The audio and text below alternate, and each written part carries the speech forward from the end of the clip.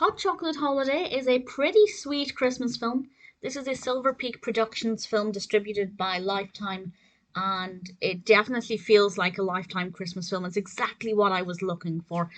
This tells a story of two store owners.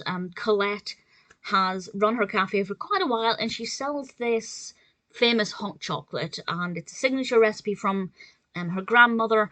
And then next door, a dessert shop moves in, and they realize quite quickly, or Colette realizes quite quickly, that his hot chocolate seems to taste exactly like hers.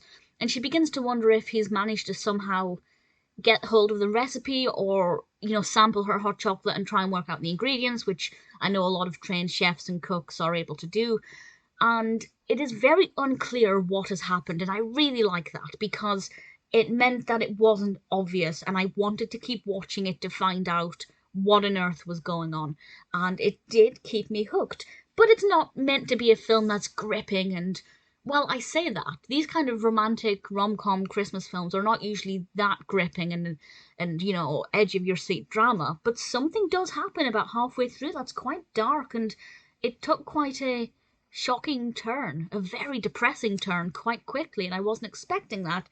But the film still managed to be quite fluffy and airy when it could, so that it didn't really feel like it was dragging itself down too much, but it certainly had a lot more substance than similar films, and I really appreciated that.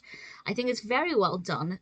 One of the main reasons why it works well as well is because we have a brilliant on-screen chemistry between Aubrey Reynolds and Jonny Swenson, who play Colette and Marcus, the two store owners, and they have, as you can expect, a very conflicting relationship that starts out very friendly, and then Colette realizes or suspects that Marcus has stolen her recipe or somehow got hold of her hot chocolate ingredients, and it's a lot more acrimonious. And then she still develops feelings for him, and it's really unclear what's going to happen with that as well, but I think not quite as unclear as what was going to happen with the narrative as a whole. But it's definitely not the most predictable, which is pleasing, but it retains enough familiarity and enough predictability that it is a safe, warm, and easy to watch Christmas film. That's kind of paramount when it comes to films distributed by Lifetime, same with Hallmark films.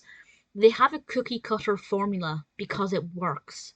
And because when you're wanting a relaxing, easy to watch film, it's important to feel safe that the narrative isn't going to make you feel too many emotions that you weren't predicting. But as I said, there are some things in this that are maybe a little bit unexpected and a little bit heavier than perhaps some similar films, but not to the extent that it will drag your mood down. So I think it's a really brilliant package. I did have a hot chocolate while watching this. That wasn't my plan, but halfway through it, I thought, I'm so glad I have hot chocolate in the cupboard, hot chocolate powder, because I really want one now. And that's just a warning, you may feel the same way. It's directed by Brian Brough, or Brough, not entirely sure how to pronounce that, please feel free to correct me. Written by Brittany Wiscombe, and as I said, it stars Aubrey Reynolds and Jonny Swenson as Colette and Marcus. I really thoroughly enjoyed it. It's not the most Christmassy. There are Christmas trees. There's not really an abundance of Christmas carols or decorations or gift wrapping or anything. It's not the most festive, but it is wintry. It does feel wintry, and it will make you want to reach for hot chocolate. There are some snowy scenes. Generally, it's very pleasant. I really enjoyed it, and if it sounds like your kind of film, I think you'll really like it.